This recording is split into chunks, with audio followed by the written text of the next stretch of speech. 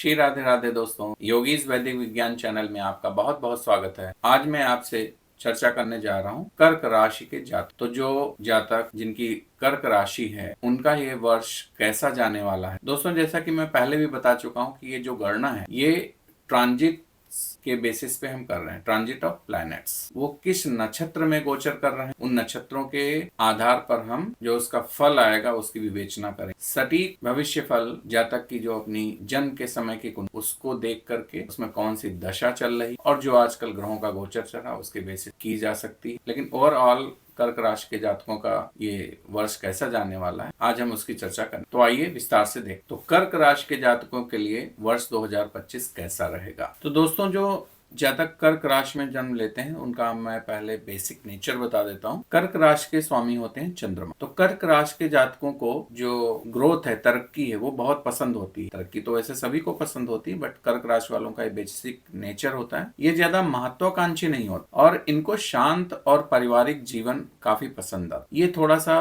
कभी कभी अकेला रहना भी पसंद कर। कर्क राशि एक जल तत्व राशि है। ये लोग जमीन से जुड़े हुए लोग होते, क्योंकि जल तत्व राशि है तो ये जीवनदायी माने जाते, मतलब लोगों के प्रति इनका उदार भाव रहता है। थोड़ा सा भावनात्मक भी होते हैं। ये ज्यादातर लोगों से मित्रता भी रखना पसंद करते हैं। कटुता इन्हें पसंद नहीं आती। अगर इन कर्क राशि के जातकों का जो एसोसिएशन है वो अगर अच्छे लोगों के साथ होता है तो बहुत अच्छा होता है, और अगर ये बुरी संगत में आ जाते को फिर बचाना बहुत मुश्किल हो। कर्क राशि के जातक जो उनके पास मुसीबतें आती हैं, उनके परिवार में मुसीबतें आती हैं, उनको अच्छी तरीके से सॉल्व करने की कोशिश करते हैं। ये थोड़ा फ्रीडम पसंद करते हैं और कभी कभी ये जिद्दी स्वभाव के भी हो जाते हैं, जिसकी वजह से परिवार में कभी टकराव की स्थिति भी उत्पन्न हो जाती है। जैसा कि मैंने बताया कि ये मूडी होते हैं। अगर इनको बाहर घूमने जाने का मन है तो किसी भी तरह से लोगों को मना करके बाहर घूमने निकल जाते। ये लोग अपनी जो इनकी ट्रेडिशंस होते हैं, जो परंपराएं होते हैं, वो बहुत पसंद होती हैं, उससे इनको बहुत लगाव रहता है। तो यहाँ पर देखिए, ये कर्क राशि है। कर्क राशि के पहले मिथुन राशि और कर्क राशि के बाद सिंह राशि। तो मिथुन राशि और सिंह राशि, मिथुन राशि के स्वामी हैं बुध और सिंह राशि के स्वामी हैं सूर्य। तो जो बुध हैं और सूर्य हैं वो इनके क्या हो गए, पड़ोसी। अब पड़ोसियों से तो व्यवहार अच्छा बना के रखना पड़ता है, या पड़ोसी अच्छे हों तो जीवन अच्छा जाता है। तो देखिए, बुध क्या होते हैं, सपोर्टिंग नेचर के हो, तो बुध ऑलवेज इनको सपोर्ट करेंगे। और जो सूर्य हैं, आपको पता है कि सूर्य थोड़ा अथॉरिटेटिव होते हैं, एडमिनिस्ट्रेशन वाली पावर रखते हैं। तो सूर्य इनको डायरेक्ट करेंगे, तुम्हें ये करना है तो करना है। ये दोनों में थोड़ा सा फर्क है। तो इनके दोनों पड़ोसी का जो नेचर है वो इस प्रकार। अब आइए जान लेते हैं कि जो कर्क राशि है उसके नक्षत्र कौन कौन। एक राशि 2.25 नक्षत्र में रहती, तो कर्क राशि के भी 2.25 नक्षत्र होंगे। तो इसका जो पहला नक्षत्र है वो पुनर्वसु नक्षत्र है, जिसके स्वामी गुरु। तो कर्क राशि वालों के लिए जो पहला नक्षत्र है वो पुनर्वसु नक्षत्र है, और पुनर्वसु नक्षत्र के चौथे चरण से कर्क राशि। तो बाकी के जो 8 चरण बचे वो कौन से नक्षत्र में जाएंगे, वह पुष्य नक्षत्र में जाएंगे अगले 4 चरण। और पुष्य नक्षत्र के स्वामी शनिदेव हैं। और पुष्य नक्षत्र के बाद जो अगला नक्षत्र आता है वो आता है अश्लेषा नक्षत्र, जिसके स्वामी बुध। तो पुनर्वसु में एक चौथा चरण, पुष्य नक्षत्र के 4 चरण और अश्लेषा के 4। अब जो अश्लेषा नक्षत्र है वो गंडमूल में आता है, उसके जो 2 चरण हैं वो गंडमूल में आते हैं आखिरी। तो इसका भी विशेष प्रभाव पड़ता है कर्क राशि वालों। जब कोई भी प्लैनेट कर्क राशि में हो और वो अश्लेषा नक्षत्र के आखिरी 2 चरण में, वैसे तो अश्लेषा पूरा नक्षत्र इन जनरली माना जाता है गंडमूल है, बट आखिरी के 2 चरण तो उसमें कोई अगर किसी जातक का जन्म होता है, कर्क राशि के जातक का जन्म अश्लेषा के आखिरी 2 चरणों में होता है तो गंडमूल में जन्म हुआ जातक है। तो जब पुनर्वसु नक्षत्र में जिसका जन्म होता है कर्क राशि के जातकों का, तो पुनर्वसु के जो स्वामी है वो गुरु है। तो ज्ञानी होगा, चरित्रवान होगा, ईमानदार होगा। अगर वो पुष्य नक्षत्र में जन्म लेता है तो पुष्य नक्षत्र के स्वामी शनि देव, तो वो मेहनत करवाएगा, संघर्ष करवाएगा, कर्म करवाएगा और उसमें उसके बाद उसके फल देगा, लॉन्ग लास्टिंग फल हो। जैसे मैंने बताया कि कर्क राशि वाले लोग जो रीति रिवाज और आदर भाव रखते हैं, तो वो पुनर्वसु नक्षत्र में जो लोग जन्म लेते हैं उनके साथ है सब। अगर कर्क राशि के जातकों का जन्म अश्लेषा नक्षत्र में हुआ है तो उसके स्वामी हैं बुध, और बुध किसके कारक होते हैं, फाइनेंस के भी कारक। तो फाइनेंस से रिलेटेड चीजें जो होती हैं, उससे जो रिलेटेड रिजल्ट्स होते हैं वो। अब आइए देख लेते हैं कि इस वर्ष जो गोचर आपके सामने, जो गोचर ग्रहों का गोचर के साथ चार्ट बना हुआ है वो क्या इंडिकेट कर। तो आप देखिए यहाँ पर मार्स कर्क राशि में मार्स नीच के कहलाते, और जो भी मार्स का गोचर है कर्क राशि में, वो पुष्य नक्षत्र के पहले चरण में गोचर कर, और पुष्य नक्षत्र मैंने क्या बताया, शनि का। अब यहाँ से अगर आप देखिए तो लगन से, कर्क लगन से शनि देव कहाँ पर बैठे हुए हैं, 8वें घर में बैठे, ठीक है। और मार्स कहाँ पर गोचर कर रहे हैं, शनि के ही नक्षत्र में गोचर, पुष्य नक्षत्र। तो एक अद्भुत संयोग बना हुआ है। तो इसमें क्या हो सकता है, हेल्थ रिलेटेड इश्यू रहेंगे, और ज्यादातर क्योंकि मार्स कहाँ बैठा हुआ है, लगन में बैठा हुआ है, तो ज्यादातर जो प्रॉब्लम्स रहेंगी हेडेक की प्रॉब्लम्स हो, थोड़ा बहुत आई से रिलेटेड प्रॉब्लम हो सकती है, या जो यहाँ पर जितनी भी चीजें हैं वो हो सकती। तो आपको अपनी सेहत का ध्यान रखना है। अगर आप स्वस्थ हैं तो सब कुछ ठीक रहेगा। आपकी स्वास्थ्य का ध्यान कोई दूसरा नहीं रखेगा, ये याद रखिए। जनरली क्या होता है, कभी कभी सोचते हैं अगर मुझे कुछ हो जाएगा तो कोई दूसरा थोड़ा सा मदद कर देगा, डॉक्टर के पास ले जाएगा, लेकिन आपको खुद ही अपनी सेहत का ध्यान रखना है। एक कर्क राशि के जातक साल के लिए बता। मार्स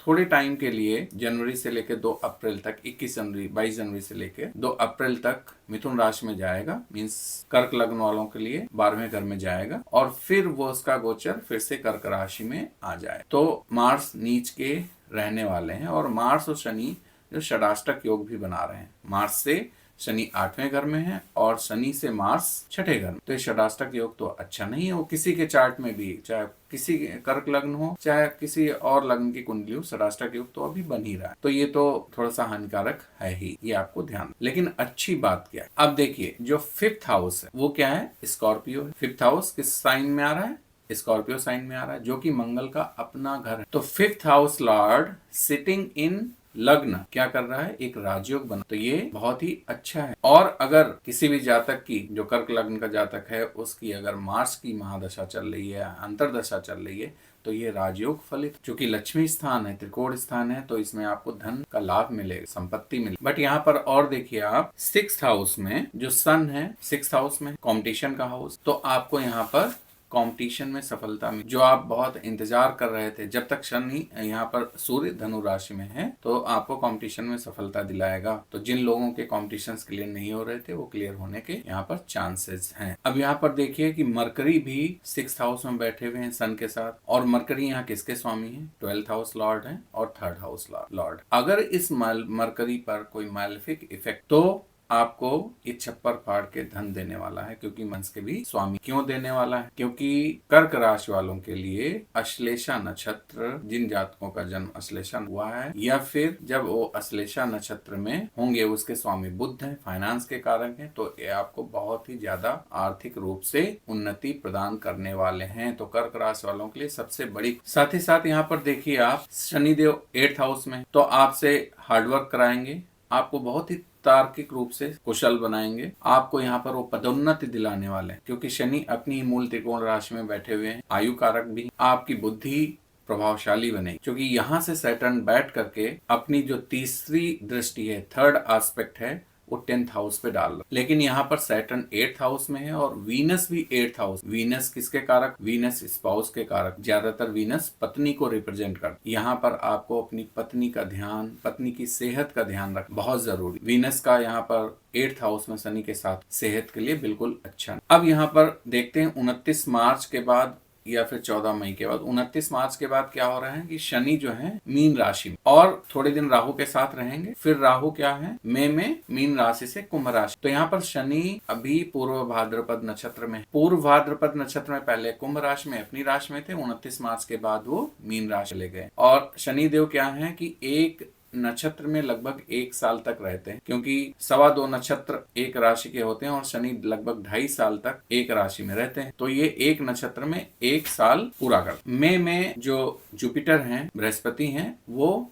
राशि बदल रहे हैं, और वो वृष राशि से मिथुन राशि में जा रहे। तो उसके पहले बृहस्पति 11th हाउस में, तो जुपिटर इनकम हाउस में है यहाँ पर मिथुन राशि में जाने से पहले। अच्छा है कर्क राशि के जातकों के लिए। 11th हाउस में बैठकर जुपिटर 5th हाउस को भी देख रहे हैं और 7th हाउस को भी देख। तो कर्क राशि वालों के लिए एजुकेशन से रिलेटेड बहुत अच्छी खबर है, एजुकेशन में उन्नति होगी। साथ ही साथ 7th हाउस को देख रहे हैं, जो कि स्पाउस का भी हाउस है, बिजनेस का भी हाउस है। तो बिजनेस के लिए भी अच्छा है। लेकिन बिजनेस में ध्यान रखना है कि पार्टनरशिप में बिजनेस ना करें। पार्टनरशिप फलित होती दिख नहीं रही। और जब गुरु मिथुन राशि में प्रवेश कर जाएंगे तो वहां पर आपको हिडन वेल्थ या फिर कोई अचानक धन, जैसे कोई पॉलिसी मैच्योर हो गई या किसी ने आपको नॉमिनी बना रखा था उसका पैसा मिल गया, तो ऐसे चांसेस हो सकते हैं। तो अचानक धन की प्राप्ति हो सकती है जब गुरु मिथुन राशि में आ जाए। देखिए गुरु यहाँ पर 6th हाउस और 9th हाउस लॉर्ड, और शनि कहाँ पहुंच गए 9th हाउस, और शनि गुरु के ही नक्षत्र में, तो ये बहुत ही अच्छा संयोग है। और जुपिटर 12th हाउस में होते हुए खराब नहीं माने जाते हैं, वो खराब फल ज्यादा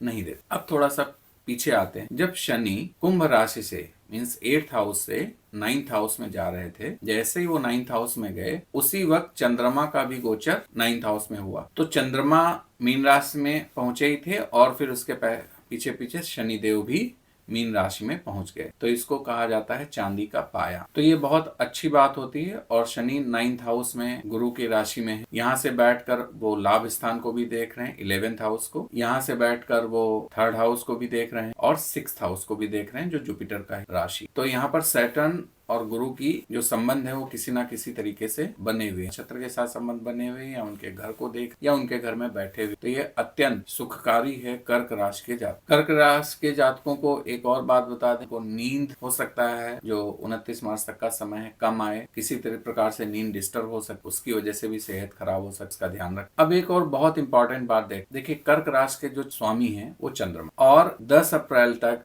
जो जुपिटर हैं वो किस नक्षत्र में गोचर कर रहे हैं, रोहिणी नक्षत्र। और रोहिणी नक्षत्र चंद्रमा का सबसे प्रिय नक्षत्र माना जाता है, चंद्रमा के लिए ये उच्च होता है। तो आप समझ सकते हैं कि जुपिटर का रोहिणी नक्षत्र में गोचर करना कर्क राशि वालों के लिए जो चीज बहुत ही समय से रुकी हुई विलंबित जो कार्य थे वो पूरे हो जाए, क्योंकि चंद्रमा उसको बल देगा। और साथ ही साथ जो यहाँ पर धन की निरंतरता है वो बनी हुई, भले ही थोड़ा सा आर्थिक रूप से शुरुआती में कष्ट मिलेगा, लेकिन वो आपके किसी कार्य को रुकने नहीं देने देगा, धन की निरंतरता बनी। तो ये कुछ था जो हमने कर्क राशि के जातकों के लिए बताया कि कैसा रहेगा 2025। ओवरऑल कर्क राशि के जातकों के लिए बहुत अच्छा रहने वाला है साल। थोड़े बहुत कष्ट हैं, सेहत से रिलेटेड इश्यूज, जिसके लिए आपको कुछ उपाय करने चाहिए। कर्क राशि के जैसे मैंने बताया कि उनके स्वामी चंद्रमा है और चंद्रमा को शिव जी ने धारण कर रखा है, तो शिव जी की आप पूजा प्रार्थना करते रहिए। साथ ही साथ आप राधा कृष्ण के मंदिर में भी उनसे पूजा प्रार्थना कर सकते, जिससे कि आपको काफी लाभ। अगली राशि फल के साथ मैं आपके सामने फिर उपस्थित हूँ, तब तक के लिए श्री राधे।